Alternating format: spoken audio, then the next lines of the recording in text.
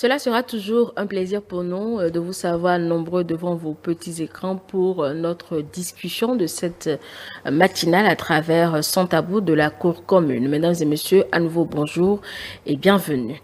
Alors, je vais commencer l'introduction en disant qu'on sait la place que tient le nom dans les grandes traditions spirituelles. Invoquer par exemple le nom de Dieu, c'est déjà, mesdames et messieurs, l'adorer. Connaître le nom d'une chose, c'est avoir mystérieusement accès à son aisance.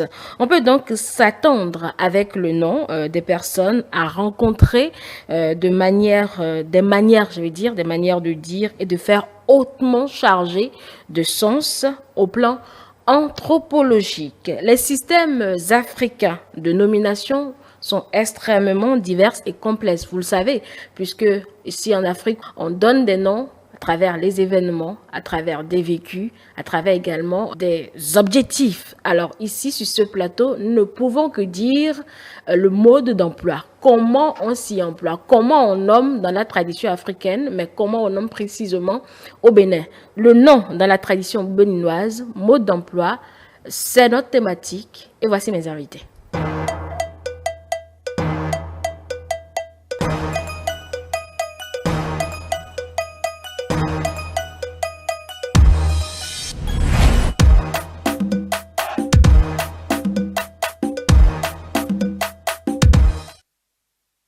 Alors, je vous présente mes invités. J'ai avec moi sur ce plateau Monsieur Barthélémy Babalao. Il est socio-anthropologue puisqu'on ne saurait parler de nom sans prendre sur cette thématique des sachants, des personnes qui étudient donc la société, les pratiques dans la société. Monsieur Babalao, bonjour. Bonjour Angèle, ça fait beaucoup plaisir de se retrouver sur ce plateau avec toi ce matin-ci. Le plaisir, il est partagé. Vous faites bien de le dire puisque ça fait un bail. Ok, oui, évidemment, ça fait un bail.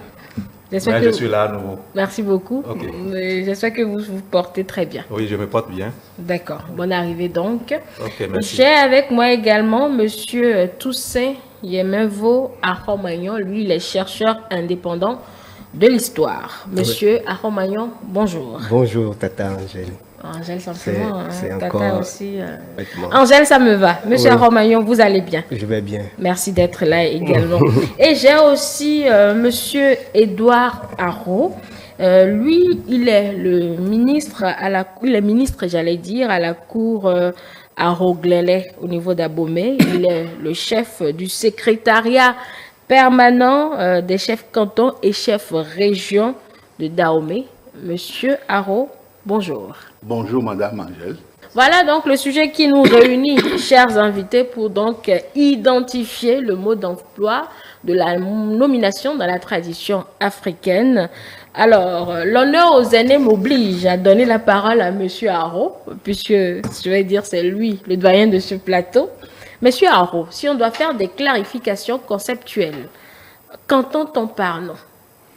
Oui, en réalité, Madame Angèle, je vais vous dire que, bon, non, c'est un groupe de mots servant à désigner, à nommer une catégorie d'êtres ou de choses à la distinguer d'autres catégories. En réalité, un nom permet d'identifier et chaque fois de faire exister son vis-à-vis. Et je dirais également que le nom ne concerne pas seulement les êtres humains, mais le nom concerne également les êtres animés et inanimés. Et c'est partant de là que je pourrais toutefois dire que le nom revêt une importance capitale dans les activités sociales. Sans nom, dans une activité sociale, il n'y a pas de vie. C'est pourquoi je pourrais vous dire d'une manière conceptuelle que le nom, c'est un phénomène qui nous amène nécessairement à nous mettre à l'épicentre des activités d'une société. D'accord. Merci déjà pour cette première parole. Monsieur Babalao, c'est à votre tour. Le nom, Ok, merci Angèle. Et puis, je remercie M. Ao par rapport à cette clarification conceptuelle qu'il vient de faire. C'est tout à fait normal. Le nom, c'est à l'identification, en tout cas des êtres humains, si nous parlons ici des êtres humains. Donc, les noms, c'est pour identifier les personnes humaines que nous sommes. Effectivement, son nom dans la société, je pense qu'il serait difficile d'appeler un individu X, d'appeler un individu Y. Donc, c'est pour cela que c'est vraiment d'une importance capitale, vraiment d'avoir des noms. Donc, ça, c'est bel et bien à l'identification des personnes. Il est vrai, M. Ao est allé plus loin pour dire, bon, s'il ne s'agit pas uniquement des personnes, même les êtres inertes également, donc que ce soit les êtres vivants ou les êtres inertes, donc que ce soit les objets, tout est nommé. Effectivement, tout est nommé. Donc, c'est pour pouvoir faire la part des choses que tout est nommé comme ça. Bon, mais ici, comme nous sommes là pour les personnes humaines que nous sommes, donc c'est pour pouvoir nous identifier dans la société. Dans les familles, Monsieur Aromayo, vous êtes chercheur indépendant de l'histoire. Dans les familles, le processus, il est différent. Comment on s'y prend pour nommer telle ou telle personne? Bon, merci. Le nom, comme ils viennent de le dire, c'est un outil de programmation de l'individu. Un outil de programmation. Ça veut dire quoi? Ça veut dire que c'est par le nom. D'abord, je rappelle que après la création, selon la Bible, dans Genèse, vous avez Dieu dit, donne un nom à chaque chose que tu veux commander. On donne un nom à chaque chose que l'on veut commander. Et je reviens à ce que je disais par rapport à la programmation. Le nom programme l'individu. À quoi? Programme l'individu, c'est-à-dire on dit ce nom est donné pour à l'image de certains, comme par exemple de certains vécus, par rapport à un vaudon, par rapport à un événement spécial, par rapport à un métier, on donne un nom pour que à partir de ce nom, on puisse identifier la personne, comme ils ont expliqué tout à l'heure, qu'on puisse dire, entre griffes, parce que quand on utilise le mot manipulation, on a comme impression que c'est toujours dans la négation. On puisse manipuler l'individu. Manipuler l'individu. Parce que le nom, ce n'est pas le porteur qui l'utilise bien souvent. Ce n'est pas le porteur, c'est-à-dire ce n'est pas celui qui est... je parie que toute la journée d'aujourd'hui, vous entendrez votre prénom, Angèle, Angèle, Angèle. Mais peut-être une seule fois sur 10, vous-même, vous allez répéter ce nom. Donc vous êtes... C'est un outil qui est utilisé pour interagir avec le porteur. Donc, disons que, comme ils l'ont expliqué tout à l'heure, le nom est fondamental. C'est par le nom qu'on existe. Sans le nom, on n'existe pas. C'est par le nom qu'on existe dans la société. Donc, il est fondamental de se préoccuper de comment le nom est formé. Le nom, c'est grand N, si je dois rester dans un esprit un peu mathématique, grand N, nom d'un individu, d'un objet, machin, égale image, c'est-à-dire l'image de l'objet, plus l'énergie qui le met en mouvement. D'accord. Plus l'énergie qui... Je suis devant une population je suis devant un ensemble de chiens. Et j'ai un chien dans cette population qui s'appelle Loulou. Quand je vais devant cette population, je dis Loulou, il va dresser les oreilles. Il dit viens ici, il va venir vers moi. Ce mouvement que je crée, d'abord je dis Loulou, je sais que c'est un animal qui a 4 pattes, qui a certaines propriétés, qui aboie, qui fait un certain nombre de choses.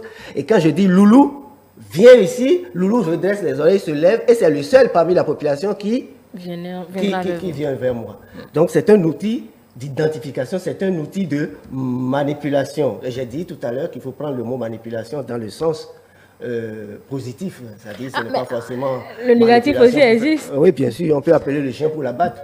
Alors, intéressons-nous maintenant à présent au système de nomination ou aux critères qui déterminent ces choix. Alors, Monsieur Haro, ça va se faire certainement selon les traditions, selon les familles. Oui, Madame Angèle, et je dirais d'abord, à l'entame des clarifications à ce niveau que le nom, en réalité, est considéré comme un art, c'est-à-dire un moyen d'émouvoir le plus grand nombre des hommes en leur offrant une image privilégiée des joies et souffrances communes. Comme l'a dit tout à l'heure M. Achomayon, par rapport à ton chien, et s'il appelle et qu'il dresse les oreilles, ça veut dire quoi? Ça veut dire que c'est celui-là réellement, ou bien c'est cet animal-là qui représente ce que je veux. Mais en Afrique, dans le monde, et plus particulièrement dans notre contexte, et j'irai d'abord au côté négatif avant d'aborder le côté positif. Le côté négatif, bon, nous avons été vraiment adulés par l'importation de nos colonisateurs au point que quand quelqu'un naît un jour, avec le calendrier, on regarde, on lui dit, bon, il est né tel jour, il porte tel nom. Non, c'est grave. Parce que le nom incarne une spiritualité. Le nom incarne des actes qui vont suivre l'âme qui est née, qui vont suivre l'âme qui est née dans le contexte de son existence. Mais malheureusement, nous ne le faisons pas ici. Mais nous le faisons sans le savoir. Si j'aborde le côté positif, ben on le fait par la sortie.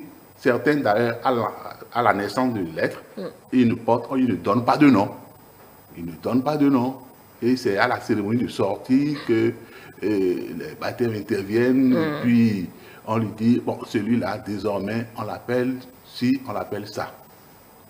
Mais, en réalité, le nom d'un être qui est né est porté par l'âme qui l'incarne. C'est par rapport à ça que l'on se réfère à l'oracle avant de faire désigner ou bien de nommer quelqu'un. Et surtout dans le contexte béninois, c'est ça qui est au niveau des familles du plateau d'Abomey, d'ailleurs un peu partout, et dans les contextes ethniques, c'est ce qui se fait, c'est pas l'oracle. Par exemple, moi qui suis ici, vous m'avez appelé tout à fait Ao Edouard, mais j'incarne un nom qui effectivement est conforme à mes manières de faire en ce qui concerne mon existence. On m'appelle Bessougla, qui vient directement de mon ange gardien, le roi Guézo, donc l'oiseau au bec audacieux. Tous ceux-là qui portent ce nom, en réalité, doivent être des éléments endurants, des éléments qui puissent commettre des actes, mais pas de légèreté, mais des actes d'une importance capitale, mais qui ne reculent devant rien et qui n'ont peur de rien. Et c'est dans la manifestation, si c'est réel et que l'intéressé porte ce nom-là, c'est ce qui se passe. Donc, il y a encore un autre phénomène. Et lorsque nos rois, nos chefs traditionnels, bon, avec leurs noms qui leur ont été attribués au cours de leur existence, s'ils deviennent un grand dans le contexte familial, dans le clan, mais ils ont l'obligation de se faire de noms forts. Et c'est par rapport à ça là qu'on les désigne et ils expliquent pourquoi il y a cet aspect-là. Donc, par rapport au système de nomination, il faudrait comprendre qu'il y a l'oracle qui est là. Il y a également le contexte même d'incarnation qui est là. Parce que avec le document souvenir prénatal, il faudrait comprendre que l'être qui vient de naître là n'est pas celui-là qui est né aujourd'hui, mais peut-être qu'il a déjà vécu une fois. Une fois ou plusieurs fois. Et c'est au moment où il vient de naître maintenant que nous acharnons à lui donner des attributs, des noms, ainsi de suite. Donc à ce niveau, il faut comprendre que dans le contexte du système de nomination, il est clair, l'être humain est assujetti à des pratiques. à des pratiques et des pratiques de son inhérentes. ethnie ou de son pays de ou son ethnie d'abord, ethnie. de son ethnie d'abord, et de son âme, parce que l'âme incarne un développement de son existence. Est-ce que vous voyez? Bien sûr. Et si nous essayons de comprendre tout cela, nous verrons que les noms, quand vous voyez quelqu'un qui porte, c'est pourquoi il ne faut pas s'aventurer à donner n'importe quel nom à n'importe quel individu. Je vous donne un exemple précis. Si vous voulez, nous savons ce que c'est qu'un voleur, un adjutant. Il est né, on le dit, son nom là, désormais c'est adjutant. Vous verrez que dans la manifestation spirituelle et autres là, du destin de l'intéressé, les gens d'abord vont l'écarter. Ils auront du mal à l'aborder. Adjutant, qu'est-ce que ça signifie? Un voleur. Et c'est le nom qu'on a trouvé à lui porter. Ou bien s'il est incarné par un génie, un mauvais génie, il fera la manifestation de ce mauvais génie-là. Est-ce que vous voyez? Bien Donc sûr. c'est ce que je pourrais dire par rapport à cette situation de nomination et de système de nomination avec les facteurs qui déterminent. Avant que je ne repose la question sur le facteur, moi je veux bien poser une question toute bête. Monsieur Balao, pourquoi je me sens obligé de répondre quand on m'appelle? Bon, on se sent obligé de répondre quand on vous appelle parce que c'est vous qui portez ce nom. Puisque si vous êtes dans une société donnée et puis, bon, on dit Angèle, on sait que, en tout cas, c'est vous seul qui êtes Angèle dans cette salle. Donc, c'est vous qui allez répondre donc, de façon systématique. Donc, parce que vous portez vraiment ce nom. Et bon, je vais profiter de mon micro et puis pour passer un peu à la catégorisation des noms dans notre société, surtout béninoise. Nous tous, nous savons qu'à partir de nos constats que nous avons 3 principales catégories de noms. C'est-à-dire, il y a les noms chrétiens, il y a les noms musulmans et des noms endogènes. Donc, dans notre société béninoise, nous avons ces 3 catégories de noms. Et les noms chrétiens, ça suppose que là, c'est pour ceux qui sont dans la religion, le christianisme. Donc, du coup, de façon systématique, c'est à travers le calendrier tel que le doyen Haro vient de le dire. On sait que, bon, de façon systématique, la personne est née tel jour. On prend le calendrier, on regarde, il y a un nom chrétien qui est là, bon, et puis on lui colle ça. Et puis, pour toujours, il porte ce nom. Quand nous prenons les musulmans, ils aussi, certainement qu'ils ont leur calendrier, et puis on lui regarde, et puis on lui donne, et puis on colle. Quand nous prenons la religion endogène, à ce niveau que ça va un peu plus en profondeur, il y a aussi plusieurs choses à ce niveau, puisque la tradition béninoise ou la tradition africaine, nous n'avons pas un calendrier, mais nous avons certainement des outils vraiment plus performants, plus forts, et qui permettent effectivement d'identifier un nom, et puis accrocher à la personne, et puis cette personne porte ce nom-là pour toujours. Et il y a déjà des noms légendaires. Si nous prenons la tradition toujours africaine, il y a déjà des noms légendaires. Les noms légendaires où on sait que quand c'est un enfant qui est né, peut-être certainement suite à un certain événement ou bien c'est incarné par une déité. Vous voyez ici, nous prenons la déité Ho-Ho, que les Blancs appellent les jumeaux. Vous voyez, quand la personne est née, on sait que bon, la personne est incarnée par la déité Ho-Ho. Donc du coup, on n'a plus besoin de réfléchir par rapport à quel nom lui attribuer, quel nom lui donner. On sait que si c'est deux bébés de sexe féminin qui sont nés, du coup, en tout cas, si nous prenons l'air culturel Yoruba, on sait que soit est-ce que c'est Toto ou bon, je ne sais pas. Je ne connais pas. Ou bien si cet enfant peut-être est né après les jumeaux. Du coup, bon, après les jumeaux, on sait. On sait que si c'est Dossou, Dou, ainsi de suite. Donc, il y a déjà de ces noms légendaires dans la tradition. dans la tradition africaine. Il y a aussi des noms, effectivement, où l'on donne suite à l'incarnation des déités. Si nous prenons les déités comme Zapata, ainsi de suite. Donc, on sait déjà quel nom donner. Si on sait que cet enfant-là, c'est l'esprit de Zapata qui l'incarne, là, dans la tradition, il voit déjà quel nom lui donner. Et puis, et bien sûr, à travers la consultation. Donc, de façon pratique, c'est ce qui se fait dans la société, c'est ce que nous remarquons dans la société à travers, en tout cas, nos observations, les constats. C'est comme ça les noms se donnent. Donc, j'ai profité pour faire cette clarification, cette catégorisation des noms dans notre société béninoise, dans la société africaine également. Pour venir aux facteurs qui déterminent les choix. Bon, oui, pour venir aux facteurs qui déterminent les choix. Voilà. Et on y est. Aux facteurs qui déterminent les choix, c'est ça que nous venons également de dire. Parce que si tu es chrétien, on suppose que l'enfant est né d'une famille chrétienne.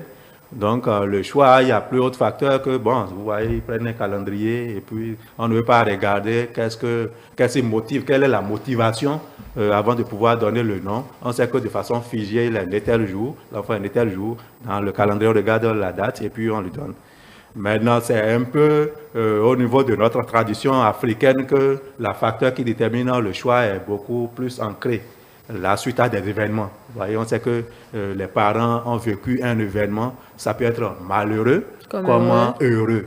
Donc, à travers l'événement, on voit que, si l'enfant là qui est né vraiment va porter tel nom, soit c'est pour interdire à jamais cet événement malheureux, ou soit c'est pour glorifier en réalité peut-être un événement bien quelque chose. Vous voyez, et si nous prenons comme exemple peut-être un couple qui a eu des difficultés, peut-être à concevoir, ou bien peut-être un couple à chaque fois quand il y a la conception, l'enfant meurt.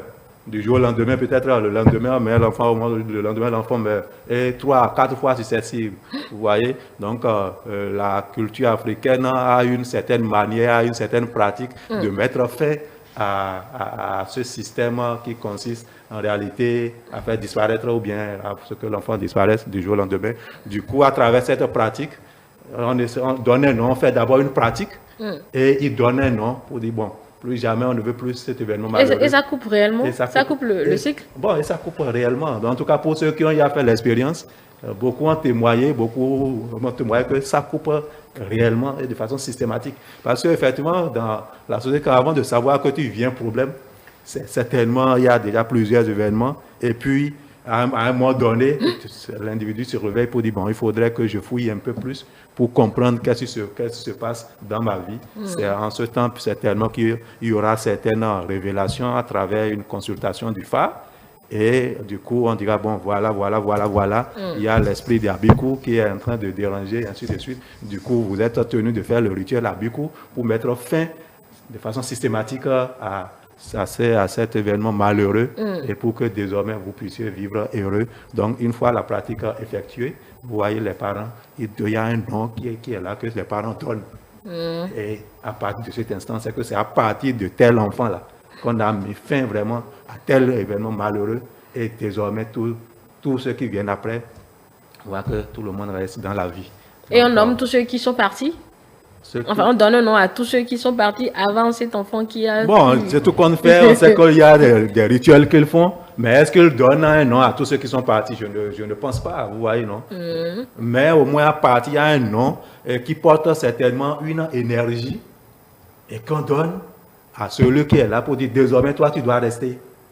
Mais c'est suite à des... Est-ce que ce n'est pas une charge un peu trop grande, une énergie un peu trop énorme, puisqu'il représente peut-être toutes ces personnes-là qui sont parties avant elle qui vit, cette personne-là? Au fait, est-ce que cette énergie, ça ne peut qu'être une énergie positive? Et vous voyez, s'il faut... il est vrai que nous sommes en train de travailler sur l'identification de nom et non tellement sur la spiritualité. Il est vrai que les deux vont de pair. Mais au fait, ce qui est sûr, c'est comme une charge.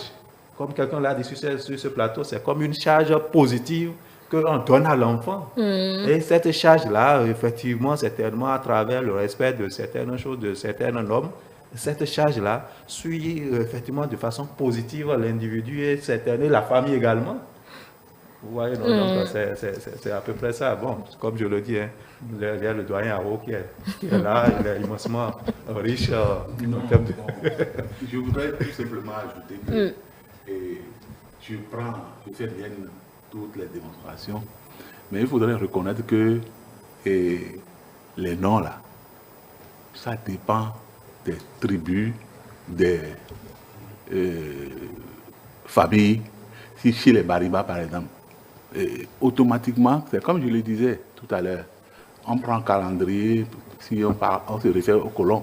Mais chez les Bariba, quand tu es premier fils ou bien second fils, ça a des noms. Ça a des noms qu'ils portent, que les nouveaux bébés portent, jusqu'à leur fin, selon les données de la condition humaine.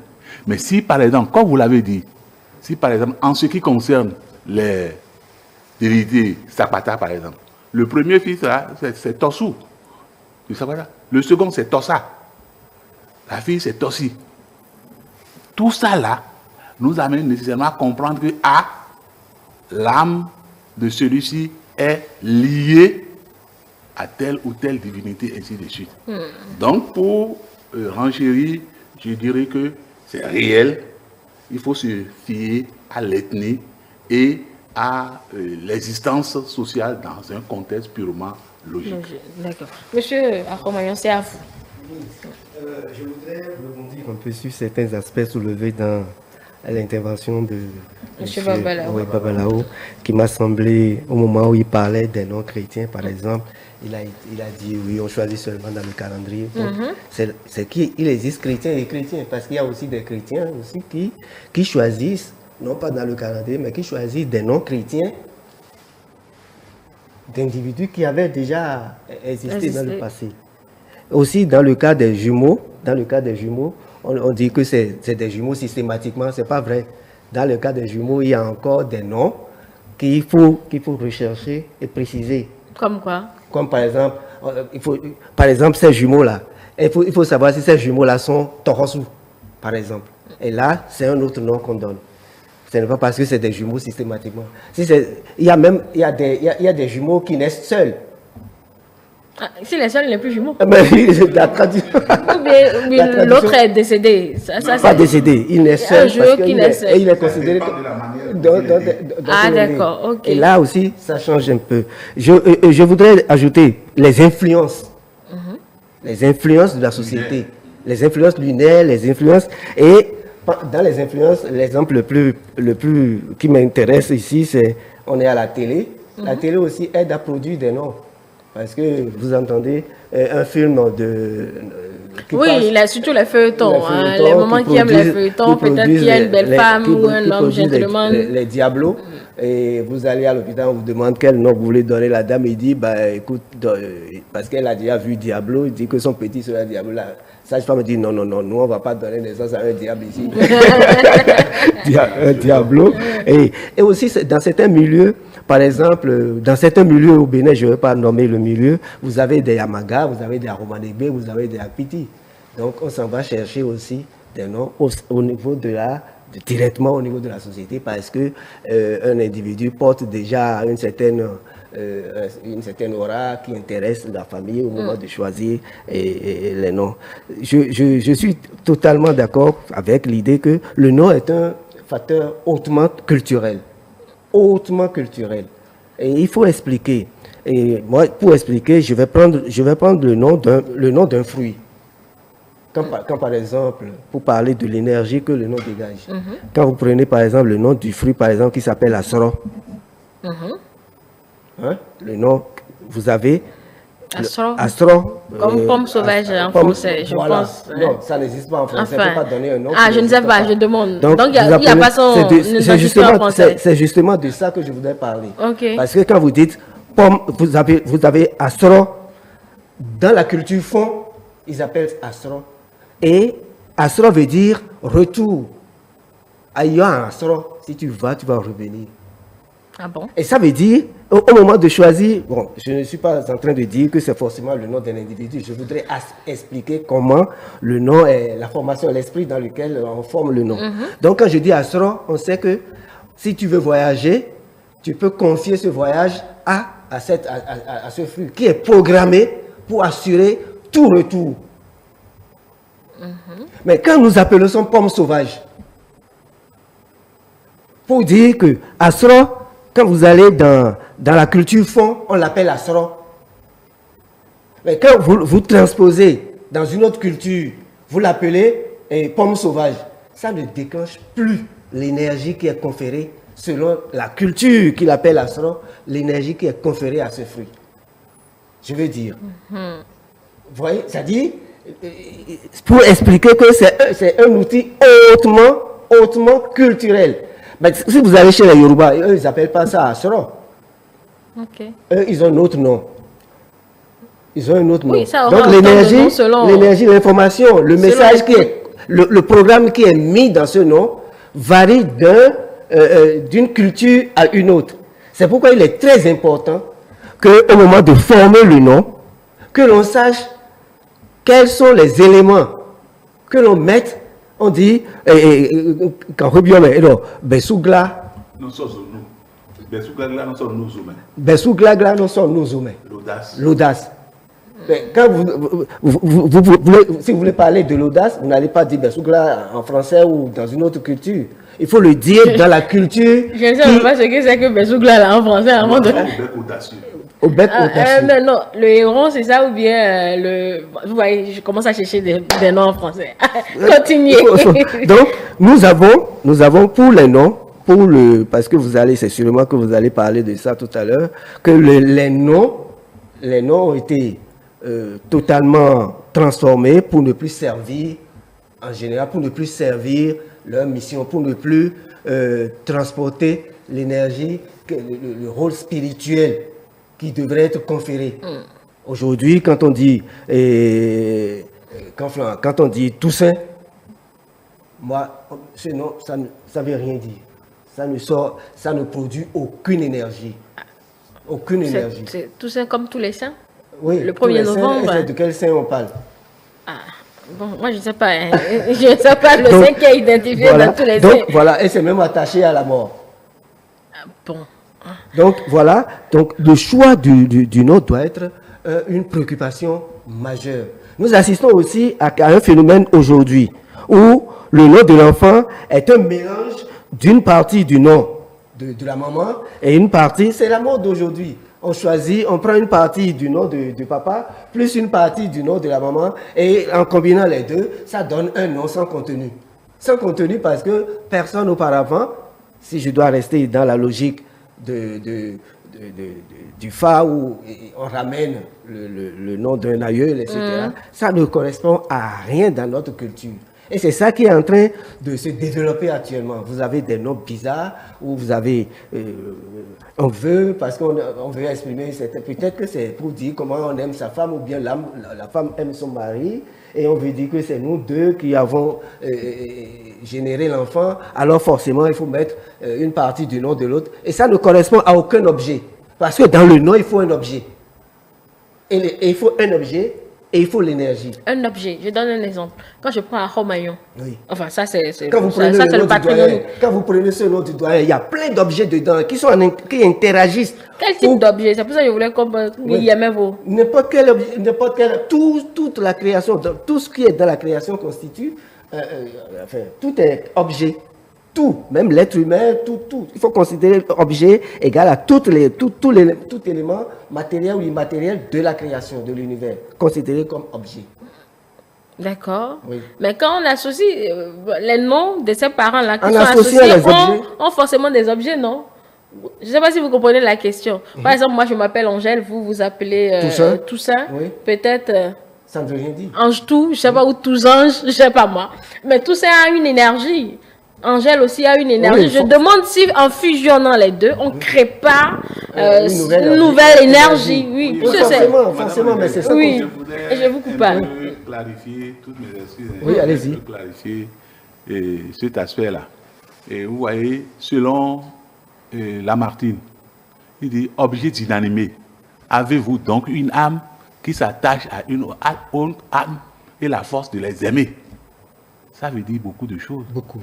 Ça veut dire qu'il y a une interaction des énergies dont il faut tenir compte et ne pas s'évader dans les considérations qui ne tiennent pas et qui font cas de méconnaissance des facteurs de nomination des identités de chaque être né.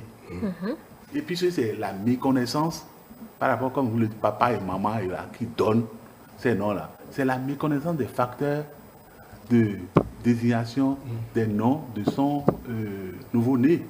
Et c'est très dangereux. C'est très dangereux. Avez-vous donc une âme qui s'attache à notre âme et la force d'aimer? Alphonse de Lamartine. Je ne sais pas si vous comprenez. Et cette citation-là, c'est très important. Très important. Oui, donc je disais, donc le nom permet d'identifier, de programmer. Quand je parle de programmer, je continue de dire que c'est la programmation neurolinguistique, c'est-à-dire ce que le nom, le contenu qui est mis dans le nom, c'est-à-dire le contenu du nom est un programme de vie. Surtout, ça se remarque surtout chez nous à Abomey, au moment où l'individu doit se donner un nom. Un chef qui se donne un nom. Il se donne un nom en proclamant, en donnant, en disant, en proposant un programme. Bon, un peu comme le roi Béanzin qui avait... C'est un programme. Ok, c'est un programme. Un peu comme le roi Béanzin. Oui, c'est un programme. Donc, Béanzin, c'est ça, hein? Oui, enfin, si j'arrive à... On doit tenir compte de cette explication qui se trouve sur Google partout et qui n'est pas la vraie. Ah, mais si on s'égare, c'est le moment de rectifier. Oui. Là, pour le nom du roi Béanzin, par exemple, c'est une incarnation. C'est une incantation surtout. C'est une incantation qui a abouti à la formation de son nom. Il dit, l'arbre est né sur la terre et la terre l'a redressé. La colline est née sur la terre et la terre l'a redressée. Je suis né sur la terre, je tiens quelque chose de précieux dans la main et la terre m'a redressé. Ah,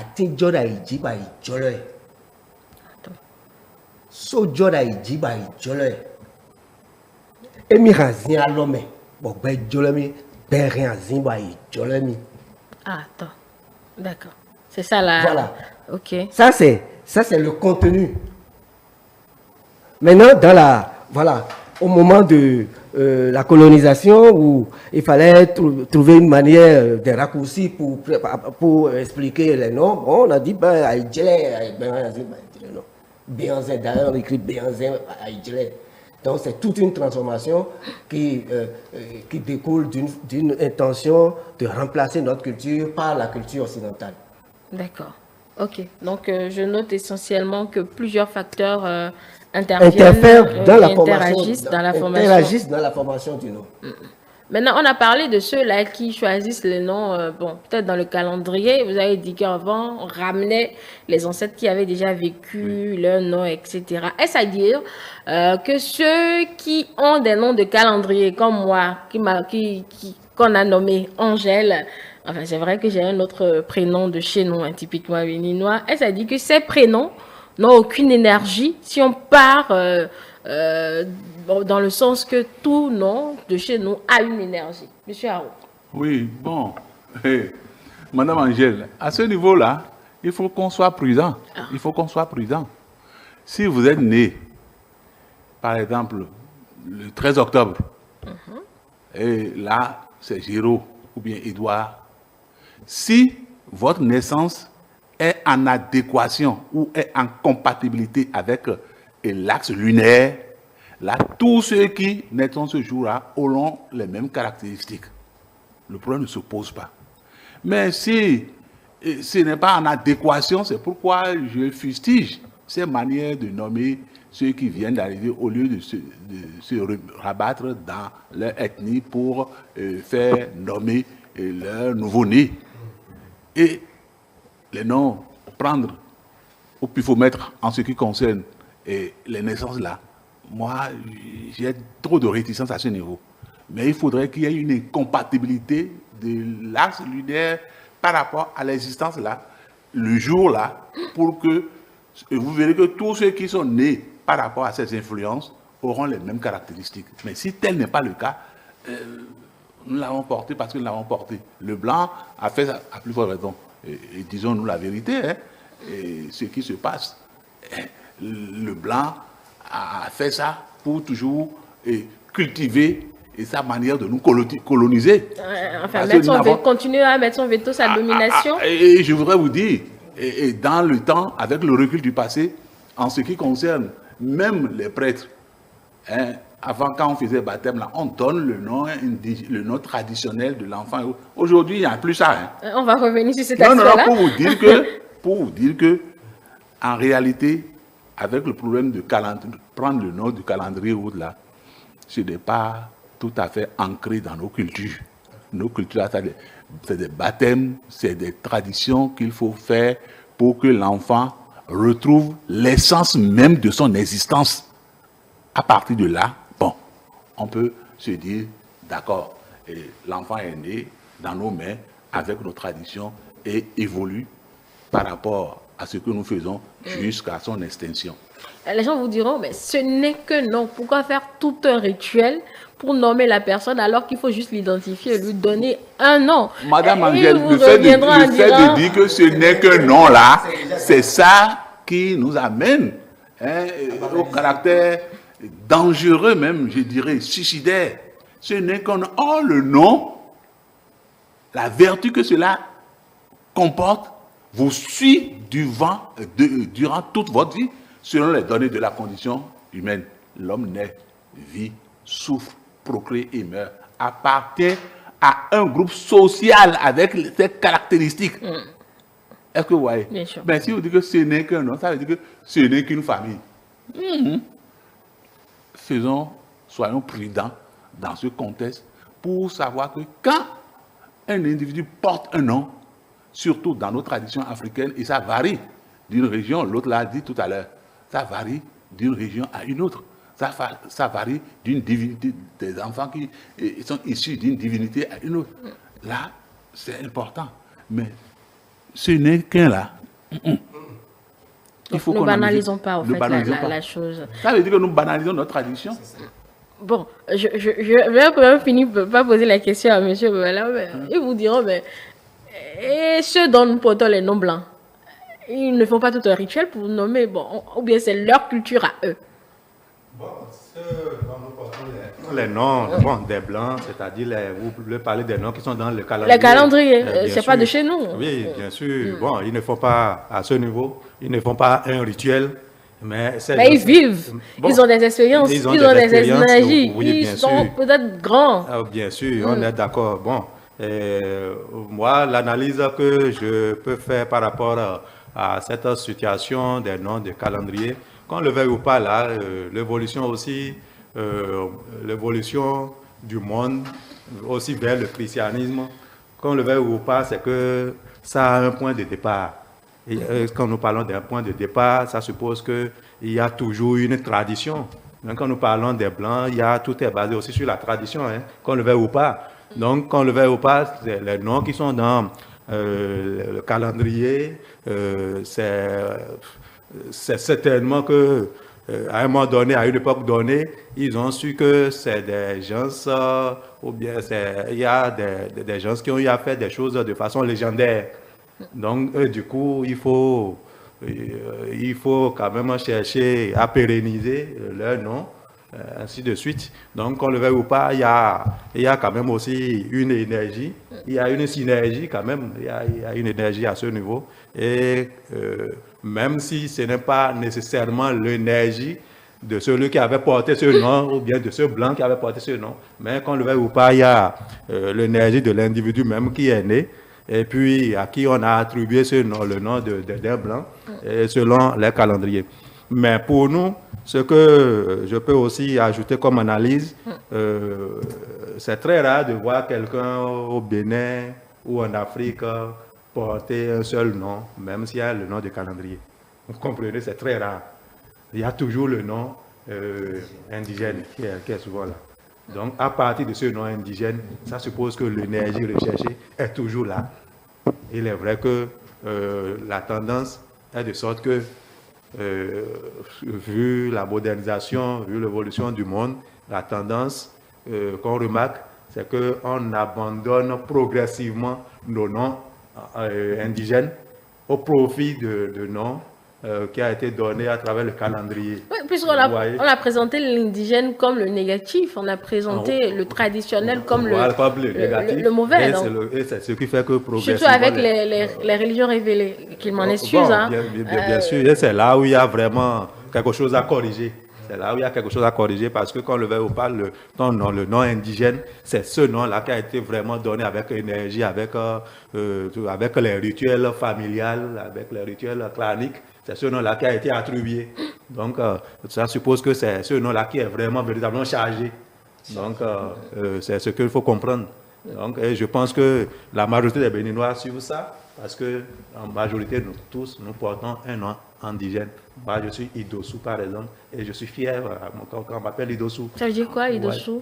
Ça veut dire que je suis venu après les jumeaux. Donc, une fois qu'on m'appelle Idossou, chez moi, ça suppose que je me reconnais venu après les jumeaux. Donc, c'est cette analyse-là que j'ai à faire par rapport à ça. D'accord. Oui, monsieur Romayo, vous voulez prendre la parole? Qu'est-ce qui déclenche l'énergie? Qu'est-ce qui fait, qu'est-ce qui met qu'est-ce qui fait mouvoir, qu'est-ce qui met en marche le nom? C'est l'utilisateur. Si, par exemple, vous avez un nom indigène et un nom de calendrier, et si c'est le nom de calendrier qu'on n'arrête pas d'utiliser, qu'on utilise à tout, que les utilisateurs connaissent, c'est ça là qui pourrait avoir de l'influence sur l'individu. C'est souvent le nom qui est utilisé communément, qui est utilisé par les gens qui déclenchent l'énergie contenue dans le nom. Si le nom indigène n'est pas utilisé du tout, il ne produit aucun effet sur le porteur. Ça, c'est important. Il faut voir aussi le phénomène de ce qui est arrivé aux esclaves. Quand, au moment de l'esclavage, les esclaves étaient rebaptisés. On leur donnait d'abord un numéro et après, on leur donne un nom. Un nom ils adoptent le nom de famille de leur maître, etc. Aujourd'hui, ils ont une grosse difficulté parce qu'il y a un gros souci de recherche de l'identité. Les gens veulent revenir retrouver leur identité pour savoir qui ils sont. Les gens veulent savoir qui ils sont, mais on ne peut pas savoir qui on est en mettant totalement de côté le nom. Donc, c'est le nom qui leur permet de dire, ah, ce nom-là, est-ce que vous retrouvez tel nom? Un Martiniquais qui recherche un nom au Bénin va dire, ah, mon nom, c'est ceci, on va rechercher. Et très souvent, il arrive des cas où, au moment où de donner le nom là-bas, on dit, quel est votre nom? Vous dites, par exemple, je suis à Romayon. On dit, écrivez-lui à Mayon. Et en le rebaptisant, pensant qu'on est en train de transcrire le nom que l'individu a donné, on transforme le nom, on change le nom, et on brouille le nom. Et quand il arrive ici, il se perd totalement, il ne peut plus retrouver le nom. Donc, ça a été ce qui a été un grand malheur dans l'esclavage, c'est aussi le changement des noms, le fait de rebaptiser les noms. D'accord. Oui. Et aussi, je reviens aussi à l'aspect calendrier qui fournit les noms. Vous savez, très souvent, les saints là, qui sont dans les calendriers, ce sont souvent des gens qui ont vécu des difficultés énormes, qui à un moment donné ont vécu des injustices. Certains ont été décapités, d'autres ont été jetés en prison, et parce qu'ils ont résisté face à certaines difficultés, on finit par faire d'eux des saints, on finit par faire d'eux. Et qu'est-ce qui va se passer? Le processus, je dis, c'est ce qui se trouve. L'église ne sera pas du tout d'accord avec vous. Je ne parle pas en l'air. Je ne parle pas en l'air. Je ne peux pas croire. Très souvent, quand on dit que tel est un saint, c'est qu'il a vécu très souvent une certaine, ils appellent ça sacerdoce, ils ont vécu un certain nombre de choses. Et quand vous donnez ce nom-là à votre enfant, si l'enfant le porte bien, alors préparez-vous à ce qu'il vive ce qui est le contenu de ces saints. C'est pas si systématique, monsieur Aron. Oui, mais donc ça veut dire que les noms de saints que nous portons, ces noms n'ont pas de sens, c'est vide. Sinon, ça doit s'accrocher à un objet, comme je disais depuis le début. Ça doit s'accrocher à un objet. Et c'est les propriétés de l'objet. C'est les propriétés de l'objet qui permettent les propriétés de l'objet qui permettent de former le nom. Donc on prend, en fait, quand vous parlez de Quand propriété, on dit tous les saints, par exemple, quand on dit tous les saints, tout de suite le lendemain, il faut aller au cimetière. Avant d'être saint, c'est-à-dire avant d'être canonisé, c'est qu'il faut mourir d'abord. Forcément, Là, la béatification vient. mourir d'abord. Pas que mourir d'abord, Oui, mourir d'abord. et avoir, Ces saints-là, c'est pour ce non. que j'en sais, mourir et avoir fait une grâce à une personne, 2, 3, en tout cas un certain nombre de grâces. Et c'est votre intercession qui marche et puis on finit par vous canoniser. Bon, c'est ce que j'en sais. Peut-être que je suis aussi dans le flou. Oui, mais ce n'est pas du ton vivant, c'est ça le problème. Oui, il faut mourir Donc, d'abord, il faut mourir forcément. d'abord. Donc, Oui. c'est dans ce sens que M. Aron parle en tout cas de la mort. Donc, vous voyez qu'il y a une logique, il y a une suite. Et en ce temps-là, une fois que, au sein, il y a un 1er novembre qui est dédié pour ceux qui ont été canonisés, qui ne sont plus là. Alors, il faut le 2. Ça, là, c'est pour généraliser, c'est pour tout le monde, quoi. Que ça soit non canonisé ou canonisé. Vous voyez, il y a cette vraiment logique. Monsieur Aron, la question est pour vous. Oui, quand on porte le nom, le pouvoir du nom, quand on porte le nom d'une personne, peut-être si c'est un ancêtre, est-ce qu'on prend systématiquement toute la charge, toute l'incarnation qu'il a été, ou je sais pas, tout ce qu'il a été, est-ce que cela se reflète sur nous? Est-ce qu'on prend les mêmes traits caractéristiques? Oui, Madame Angèle, je voudrais vous dire également qu'à ce niveau-là, il y a des spécificités. Si le prêtre Fa, je vous ai dit que dans la tradition du plateau d'Abomey, généralement même dans les ethnies princières et autres, quand le prêtre Fa, le Bokonon, lui, il fait bien sa prévision. Quand le nom est donné, ça suit immédiatement les caractéristiques de l'être qui incarne l'enfant. Et immédiatement, à ce moment-là, ce qu'il faut faire, s'il y a des sacrifices à faire et autres, là, on le fait en même temps, le jour où cela se passe. Et vous allez constater que durant l'existence de cet enfant-là, il portera les mêmes caractéristiques sociales, culturelles, et je dirais pourquoi pas philosophiques du nom de l'ancêtre qu'il porte. Ça, c'est fondamental. Et avec toutes ces vertus, je vous ai dit tout à l'heure que c'est le roi Guézo qui constitue mon ange gardien, comme on le dit. Et tout ce que je fais, sans le savoir, et tout le monde dit, mais il est dans la tradition, M. Aron, Edouard là, il est dans la tradition de son ange gardien. Donc, quoi qu'on dise, quoi qu'on fasse, si c'est bien fait, ça c'est en adéquation automatique avec le comportement existentiel de l'être en question. Là, ça se passe de commentaires. Mais je voudrais vous dire, et je reviens encore sur la martyre, objets inanimés. Avez-vous donc une âme qui s'attache à notre âme et la force d'aimer? Du coup, vous allez toujours aimer.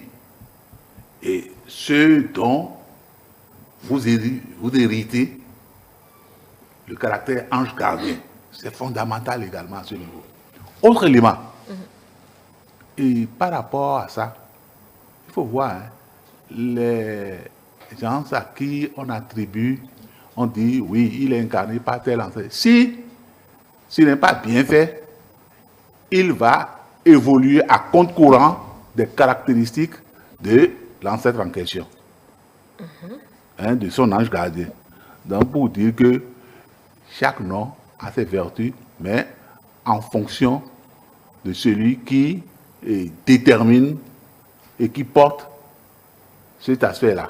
Il y a également le phénomène de spiritualité qui joue beaucoup dans ce contexte.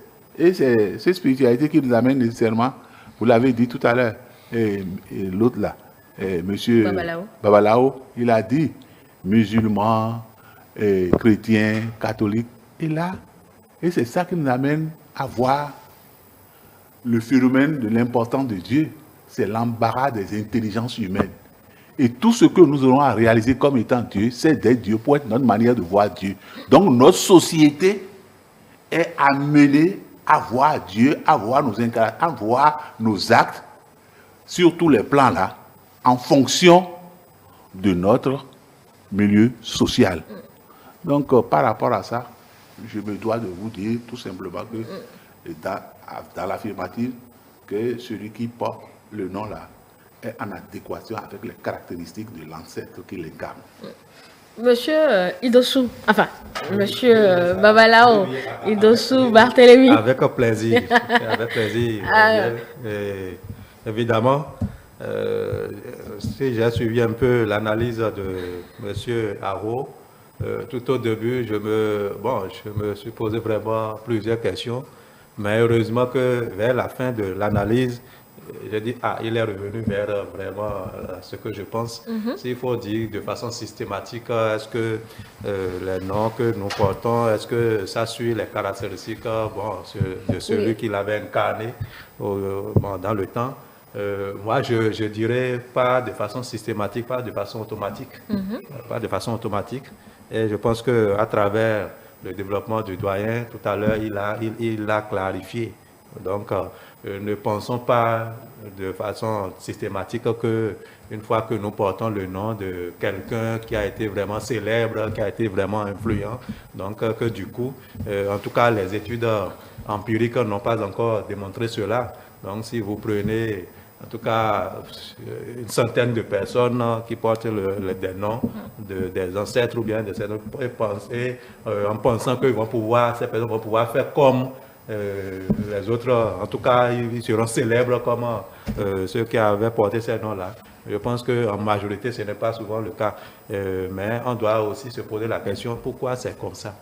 Et c'est là où je le rejoins dans son analyse vers la fin, où il dit, si les choses sont bien faites dans les règles de l'art, là, effectivement, on peut avoir les résultats que l'on veut, des noms que l'on donne. Mais si les choses ne sont pas faites dans les règles de l'art, je pense que ça ne donnera vraiment aucun résultat. C'est de là vous allez voir peut-être quelqu'un qui va porter le nom de quelqu'un qui a été célèbre et lui, peut-être, il est voyou dans la société. Vous voyez, non? Vous allez voir quelqu'un qui aurait porté le nom de quelqu'un qui a été célèbre et peut-être lui, c'est lui qui massacre tout le monde, c'est lui qui est mauvais envers tout le monde. Ouais, non. Or, peut-être le nom qu'il porte, c'est vraiment un nom qui a été tellement célèbre dans la société, peut-être dans le temps. Maintenant, lui, il le porte aujourd'hui et ça devient autre chose. Donc, et on se pose la question, on se dit, mais pourquoi il porte tel nom et il se comporte de telle manière? Donc, l'essentiel, on doit se dire, les noms que nous donnons, et effectivement, il faudrait que ça soit donné dans les règles de l'art, que ça respecte toutes les normes, certainement si c'est traditionnel ou culturel donné, que ça respecte ces normes-là. Et je pense que ce serait bénéfique pour la société. En plus, on peut porter le même nom. Je peux être Idossou, je peux être Idossou, mais chacun aura sa personnalité.